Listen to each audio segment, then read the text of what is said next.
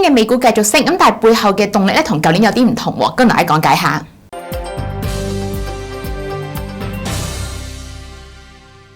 大家好，歡迎收睇財經早餐。今日係1月21號星期三，我係 Colly，Kevin 早晨啊 ，Colly 早晨啊。嗱，今年咧真係話咁快啊，過咗成差唔多3個星期咯。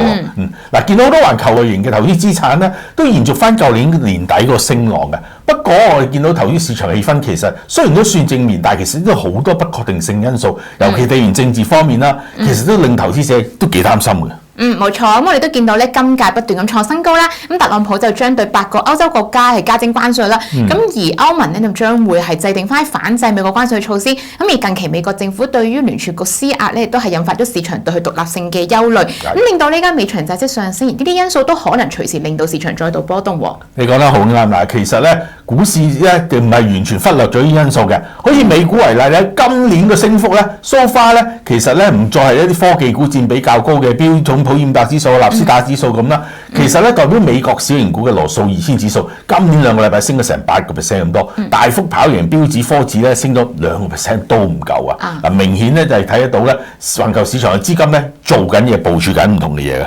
我都見到啊，咁而事實上咧，過去呢幾個月美國嘅經濟數據都顯示翻啦，咁雖然美國嘅勞動力市場出現咗放緩嘅趨勢，咁但係咧居民嘅消費仍然係保持強勢嘅，咁而嚟緊咧特朗普將會推出更加多嘅措施咧，控制翻物價上升，咁同埋都試緊將信用卡嘅利率上限降低，咁同埋控制樓價等等嘅舉措咧，咁希望可以減低翻家庭負擔嚟提振消費嘅。咁另外再聯儲局減息啦，今年都有望係繼續進行，所以呢啲因素都能夠支持翻中小企今年盈利進一步復甦嘅。Colly講得非常之啱啊！大家知道咧，勞工成本一般喺美國中小企咧都係佔比高啲嘅，尤其是嗰啲工業啊、消費類型嘅行業咧個比例更加高。流風市場放慢、薪金上升嘅壓力下降，加埋減息咧，都係幫到中小企減低借貸成本咧，整體利潤咧可以得到改善㗎。過去利潤咧受到壓力嘅中小企咧，亦都希望可以較快復甦。事實上，今年我哋見到，舊年下半年開始已經見到羅素2000指數咧，已經係跑贏標普500指數咧成4% 咁多咯。咁另一方面啦，我都知道根據翻彭博預測嘅標普500指數今年盈利增長咧係大概14%左右緊，咁而增長動力將會擴散對傳統嘅價值板塊啦，包括原材料、能源、工業、必須消費同埋健康護理股等等。咁而過去呢幾年咧，價值股嘅股價變都遠遠落後於科技等等嘅高增長股。咁而目前咧，佢估值比起過去10年嘅歷史平均咧，仍然係處於一個偏低水平嘅。